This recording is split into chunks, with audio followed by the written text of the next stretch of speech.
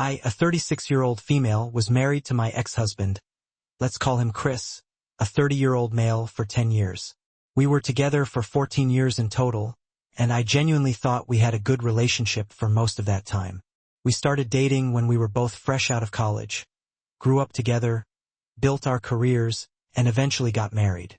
From the outside, everything seemed perfect, and I thought we were building a strong, lifelong partnership. However, there was always one major obstacle in our relationship. Chris's mother, my ex-mother-in-law, who I'll refer to as Linda, a 65-year-old female. Linda is, how do I put this, a textbook manipulator. From the moment I entered Chris's life, I felt like she was competing with me for his attention. In the beginning, I brushed it off as normal possessiveness from a mom who's close to her son. But as the years went by, it became clear that Linda wasn't just protective. She was determined to maintain control over Chris, and anyone who got in the way, aka me, was an enemy. When Chris and I got married, I hoped that things would settle down. I figured Linda would come to terms with the fact that her son was now building a life with me and would adjust. Spoiler alert, she didn't. From the beginning, Linda was always inserting herself into our relationship, whether it was offering advice on how we should decorate our home, telling me how I should dress, or making passive-aggressive comments about my career. She always found a way to make me feel like I was under her microscope. Chris was close with his mom, but I don't think he saw the full extent of her behavior. To him, she was just being helpful or concerned. Every time I tried to raise my concerns, he'd brush them off and say I was overreacting. But it wasn't just the little things. Linda would constantly show up unannounced, make decisions for us without asking, and worst of all, she would talk to Chris behind my back about things that affected both of us. For example, when we were thinking about buying a house, Linda decided to put her 2 cents in about how we should live closer to her so she could help us more. When I disagreed and suggested a neighborhood we both liked, she flipped the switch and started guilt-tripping Chris about how I was taking him away from her. Looking back, I realized that this was a turning point in our marriage. Linda was very good at making me look like the unreasonable one, while she played the concerned, loving mother who only wanted what was best for her son. And Chris, well, Chris always fell for it. Things escalated when we started talking about having kids. I always wanted children, and so did Chris, or at least that's what I thought. But whenever we discussed starting a family, Chris would suddenly get cold feet. At first, I assumed it was just normal anxiety about such a big life change. But eventually, I found out that Linda had been feeding him fears and doubts. She'd say things like, "Are you sure you're ready to be a father? You lose all your freedom." Or, "Having kids is a big responsibility. What if you're not ready for that?" She even went as far as to suggest that I was pressuring Chris into having kids before he was ready, which couldn't have been further from the truth. Every time I brought up the topic, it was met with resistance from Chris, and I was left feeling confused and hurt. Then came the incident that broke the camel's back. One night, I was doing laundry when I accidentally knocked over one of Chris's jackets. As I picked it up, a letter fell out of the pocket. It was from Linda. I know I shouldn't have read it, but curiosity got the better of me, and boy do I wish I hadn't. The letter was a long, detailed rant about how I was ruining Chris's life, how I was too focused on my career to be a good wife, and how I would never make a good mother. I felt like my heart had been ripped out of my chest. Linda had essentially been poisoning my husband against me for years, and this letter was the proof. I confronted Chris about it, but instead of apologizing or seeing my side of things, he got defensive. He said that Linda was just worried about him and that I was blowing things out of proportion. That's when I realized that I had been fighting a losing battle this entire time. Chris was never going to stand up to his mother, and our marriage had become a casualty of her manipulation. A few months after the letter incident, Chris and I divorced. I won't say that Linda was the only reason. We had our own issues to work through, but she was definitely the final nail in the coffin. After 10 years of trying to make it work, I was done. I couldn't compete with a mother-in-law who had more control over my husband than I did. Chris and I parted on relatively civil terms, but I made it clear that I didn't want anything to do with Linda going forward.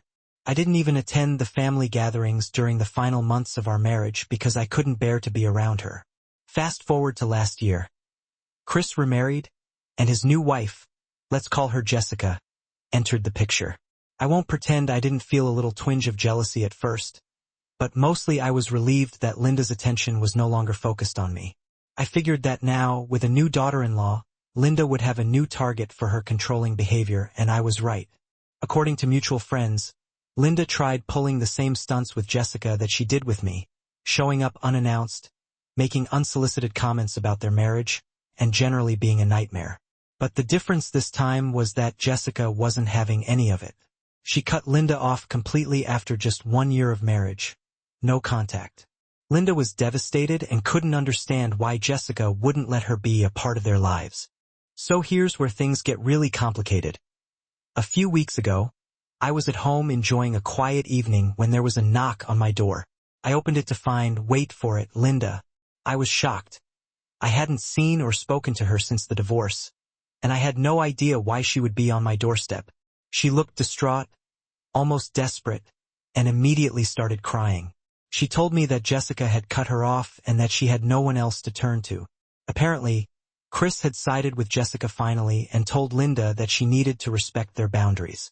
Linda, being the type of person who always thinks she's right, refused to listen and continued to interfere, which led to Jessica cutting ties completely. I stood there in disbelief as Linda went on and on about how heartbroken she was, how she had lost her son and didn't know what to do. Then came the kicker. She asked me for help. She wanted me to talk to Chris to try to get him to mend things with her and maybe even put in a good word with Jessica. I was stunned. This woman, who had spent years ruining my marriage, poisoning my husband against me, and making my life a living hell, was now asking for my help. I could barely believe the audacity. I asked her why she thought I would ever do something like that, and her response was, "Because you're the only one who understands. You were part of this family for so long. You know how hard it is." I stood there for what felt like an eternity, just staring at her, and then, without a word, I shut the door in her face. Since then, Linda has tried contacting me multiple times, texts, voicemails, even showing up at my work. She's desperate, and it's honestly kind of sad. But at the same time, I can't help but feel a sense of justice. She tore my marriage apart, manipulated Chris for years, and now she's facing the consequences of her actions with Jessica. She expects me to save her. I've talked to a few friends about the situation, and most of them are on my side. They believe that Linda got what she deserved and that I have no obligation to help her. However, a few people have said that I'm being too harsh, that maybe this is an opportunity for me to show compassion and rise above the situation. But honestly, I don't think I owe her anything. She destroyed my marriage and caused me years of pain. I finally started to rebuild my life without her. And Chris and I don't see why I should let her back in, even if it's just to help her patch things up with her new daughter-in-law. So, am I the a-hole for shutting the door on my ex-mother-in-law when she asked for my help after ruining my marriage? Are you kidding me? This woman literally sabotaged Du's marriage, poisoned her husband's mind against Op, and now that she's facing the consequences of her actions with her new daughter-in-law, she wants Op to fix it. The audacity! Op doesn't owe her a single thing. In fact, it sounds like karma is finally catching up with her. Shutting the door in her face was the right move. Op should not let her manipulate her the way she did with her ex-husband. And now, let's hear the community's opinion. The fact that she even came to you in the first place is wild. It's clear that Linda hasn't learned a thing, and now that she's burned all her bridges with her son and new daughter-in-law, she's desperate. I'm sorry, but her feelings are not your responsibility. She dug this hole for herself the moment you read that letter from her trashing you as a wife and mother. She lost any right to your kindness. You were well within your rights to shut her out of your life permanently. It sounds like your ex-mother-in-law is one of those people who doesn't believe they've done anything wrong and thinks everyone else is the problem. It's very telling that she's come crawling to you now that her new daughter-in-law has set boundaries. Honestly, she's lucky you even answered the door. Your ex-mother-in-law hasn't changed, and if you help her, you're just opening yourself up to more manipulation and drama. Let her deal with the mess she made, not the a-hole, and honestly, you've shown a lot of strength by not engaging further with her. Your ex-mother-in-law destroyed your marriage, refused to respect your boundaries, and manipulated your husband. Now, she's facing the consequences of that same toxic behavior with her new family, and she has the nerve to ask you for help. Nope, she's got to live with the choices she made. You're not responsible for fixing the relationship she ruined. Protect your peace and keep that door closed. Recently, my brother told me he and his sister-in-law are going to TTC in January. I think it's great that they want to start a family someday, but the sister-in-law's health or weight are a concern. She's 5 feet 6 inches and nearly morbidly obese, if she's not already in that category. I estimate she weighs around 250 pounds, but it's just a guess. I'm a nurse, so it's an educated guess, but I obviously can't say for sure. Her health has already created problems. She claims she can't work any longer, and after the school year ended in May, she made the decision not to return. She taught high school English, and her reasoning was prediabetes and back and leg pain, problems that made it too difficult. She also said it was dangerous and unhealthy for her to continue working. They've had to borrow money from our parents a handful of times, saying it's to cover medical expenses, which would be understandable. But then they continue to spend money on junk food and eating out. For example, they borrowed $1,500 last month. 2 days later, my mom was at their house and said the fridge and pantry were loaded with junk. They're clearly not putting effort into improving their health. So when my brother shared the news with me about TTC, I was overwhelmed. I told him I was excited to become an aunt, but my sister-in-law's health worries me. I felt obligated to bring it up because they're family, and as an OB nurse, I have first-hand experience with this. I know about the potential dangers surrounding obesity and pregnancy. Both my sister-in-law and the baby would be at risk for a number of complications. I didn't go into details, but I did share my general concern and suggested he talk to her about losing some weight before TTC. He said he understood where I was coming from, but they want to be done having kids by 35 and will probably stick to their plan. I could tell he was taken aback by my response, but I didn't realize he was actually mad until later, when I received a text from my mom. Apparently, my brother called her and said I was berating him and implied they were irresponsible for TTC. He said I attacked my sister-in-law and made fun of her weight, which was not true. I cleared everything up with my mom. She knows he can be sensitive, especially where his wife is concerned, but couldn't fully calm her anxiety. My brother and sister-in-law said they're considering skipping Christmas.